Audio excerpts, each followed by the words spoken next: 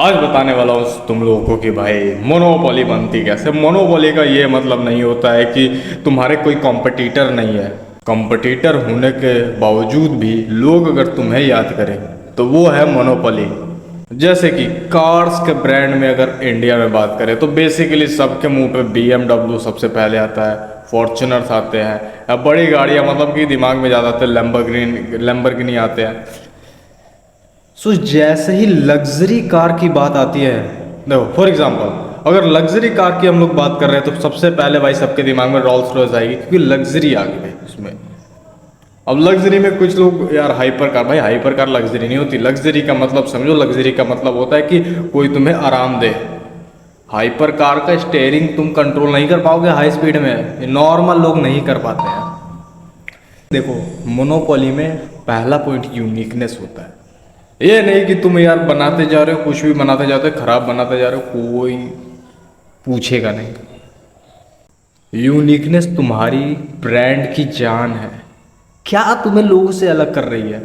अच्छा, BMW का जब तुम लोग नाम सुनते हो तो वो क्या अलग कर रहे हैं कि भाई उनका नाम आता है मुंह पे? वो फेमस है engine power, drift.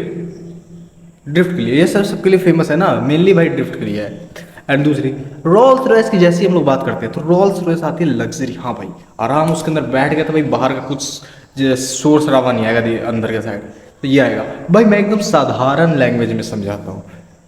So second number पे बात करते हैं डेटा की। देखो डेटा तुम्हारे पास ऐसा होना चाहिए ना जो लोगों को ना हो। तुम्हारे पास डेटा इतना इन डेप्थ होना चाहिए मोनोपोली क्रिएट करने के लिए कि वो लोगों के पास ना हो, नॉर्मल लोगों के पास ना हो। देखो 50% कॉम्पिटिटर को तुम इजीली हटा सकते हो। 50 से जैसे ऊपर जाओगे, 90 के ऊपर जाओगे, जैसे 90% तक कॉम्पिटिटर तुमने हटा दिए, उसके ऊपर जैसे ही बढ़ना चालू करोगे तब तुम्हारी वो जो है ना डेटा, वो डेटा ही काम आएगा, क्योंकि वो छोटा छोटा डेटा ना बहुत इंपॉर्टेंट होता है। कुछ ऐसा डेटा जो दूसरों को ना पता हो लेकिन तुम्हें पता हो, ये तुम्हें यूनिक बनाता है। एंड यही तुम्हारी कंपनी को एक मोनोपोली लेवल तक ले जाने के लिए हेल्प करता है। देखो थर्ड नंबर, नेटवर्क इफेक्ट। अब इस बात को ध्यान से समझो, जब भी कोई कस्टमर तुम्हारा प्रोडक्ट खरीदता है तो वो हर बार पहले से ज़्यादा तुम्हारे उस प्रोडक्ट को मोर वैल्यूएबल बनाता है। तो इस बात को समझो कि तुम्हारा एक कस्टमर भी अगर तुमसे छीन रहा है तो वो बहुत बुरा हो सकता है। मतलब कि अगर वो कस्टमर रेडी है लेने के लिए लेकिन किसी कारण किसी ने उल्टा सीधा बात कर लिया तो ये एक बंदे पे इफेक्ट नहीं करेगा। वो देखो, ये तुम लोगों ने पहले भी सुना होगा कि एक कस्टमर आता है, वो दूसरे को बताता है, दूसरा आता है तीसरे को बताता है, मतलब कई सारे लोगों को वो बताता है तुम्हारे बारे में। तो वो जब कस्टमर का एक्सपीरियंस खराब रहेगा ना तब वो भी वो बताता है। जैसे कि अगर आप लोग कोई लेने जा रहे हो तो कोई ना कोई तो आपको मना किया होगा। आप लोग इसे रिलेट भी कर सकते हैं। अगर आप किसी दुकान में जा रहे हैं लेकिन आपने किसी से सलाह लेने की कोशिश की तो उसने कभी ना कभी किसी न किसी ने मना किया होगा कि आपको यार ये दुकान ख़राब है, यहाँ से सामान ना लो तो ज़्यादा बेटर रहता है। एंड किसी ने ये भी कहा होगा कि आप इस दुकान से जाके ले सकते हो, ये काफ़ी अच्छा सामान देता है। Last but not the least, monopoly distribution. So देखो ये एक ऐसा काम है जिसके अंदर तुम्हारी स्पीड मैटर करती है। तुम्हारी स्पीड, डिस्ट्रीब्यूशन की स्पीड तुम्हारी कितनी है।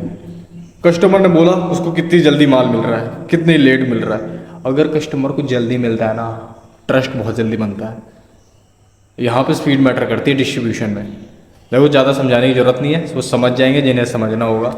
अब देखो जिनको ये समझ में नहीं आया मैं उनको समझा देता हूँ। देखो ये तुम्हारा प्रोडक्ट है यहाँ पर किसी और शहर में, एंड तुम्हारा जो कस्टमर है एंड ऑफिस है वो यहाँ पर है। तो इस कस्टमर को ये सामान चाहिए, एंड जो यहाँ पे डिस्ट्रीब्यूटर बैठा है उससे भी ये सामान यहाँ पर लाना होगा। तो वो कितनी जल्दी यहाँ से यहाँ तक ले पाएगा कि कस्टमर को थोड़ा भरोसा हो कि हाँ यार इन्होंने बोला एंड समय से पहले अपना सामान दे दिया।